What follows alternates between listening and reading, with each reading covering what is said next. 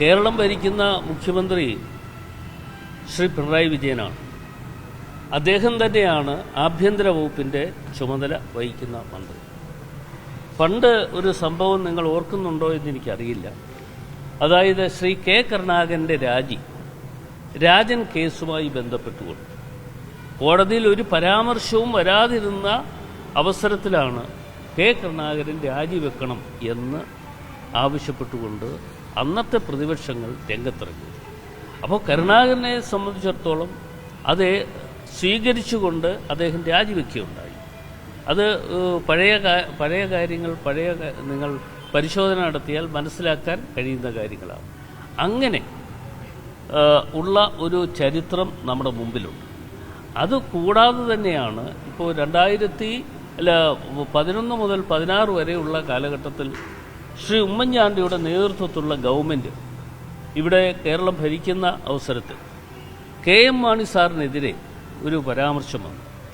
ആ പരാമർശം വന്നപ്പോൾ കോടതിയിൽ അന്ന് ഈ വിഷയങ്ങൾ വരിക മാത്രമല്ല, അന്ന് അദ്ദേഹം രാജിവെക്കണം എന്ന് ആവശ്യപ്പെട്ടുകൊണ്ട് ഏറ്റവും കൂടുതൽ ശക്തമായി നിലപാടുകൾ സ്വീകരിച്ചത് അന്നത്തെ പ്രതിപക്ഷം.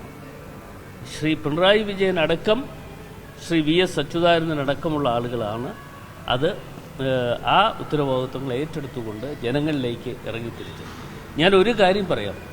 ഇന്നിപ്പോൾ ശ്രീ MR അജിത് കുമാറിനെ സംരക്ഷിക്കപ്പെടുന്നതിന് വേണ്ടി സർക്കാർ എടുക്കുന്ന തീരുമാനം, മുഖ്യമന്ത്രി സർക്കാർ എന്ന് പറയുമ്പോൾ എല്ലാവരെയും ഒന്നിച്ചു പറയാൻ പറ്റില്ല. മുഖ്യമന്ത്രി എടുക്കുന്ന തീരുമാനമാണ് അജിത് കുമാറിനെ സംരക്ഷിക്കുക.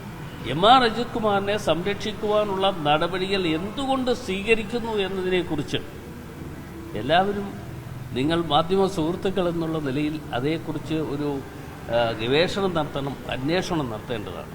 അജിത് കുമാറുമായി ബന്ധപ്പെട്ടുകൊണ്ട് ഇപ്പോൾ ഓരോ കാര്യങ്ങളും പുറത്തു വരികയാണ്. പണ്ടത്തെ അജിത് കുമാർ അല്ലല്ലോ.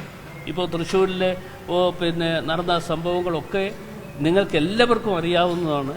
ശ്രീ അജിത് കുമാറിനെ സംരക്ഷിക്കുവാൻ വേണ്ടി മുഖ്യമന്ത്രി എന്തുകൊണ്ടാണ് ഇങ്ങനെ ഒരു നിലപാടുകൾ സ്വീകരിച്ചിരിക്കുന്നത്?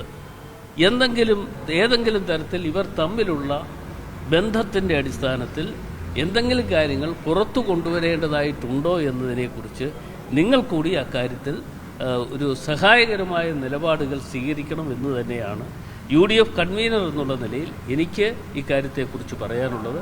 എൻ്റെ അഭിപ്രായത്തിൽ ധാർമ്മിക ബോധമുള്ള ഒരു മുഖ്യമന്ത്രിയാണ് കേരളത്തിന് ചുമതല വഹിക്കുന്നത് എന്ന് അദ്ദേഹം എപ്പോഴും പറയാറുള്ള ഒരു കാര്യമാണ്. ആ ധാർമ്മിക ബോധമുള്ള മുഖ്യമന്ത്രിയാണ് എങ്കിൽ ഒരു നിമിഷം പോലും ആ കസേരയിൽ ഇരിക്കാൻ അദ്ദേഹത്തിന് അവകാശമില്ല. മുഖ്യമന്ത്രി കസേരയിൽ നിന്നും ഒഴിഞ്ഞ് അദ്ദേഹം മാറണം എന്നുള്ളതാണ് UDF കൺവീനർ എന്നുള്ള നിലയിൽ എൻ്റെ വ്യക്തിപരമായിട്ടുള്ള അഭിപ്രായം.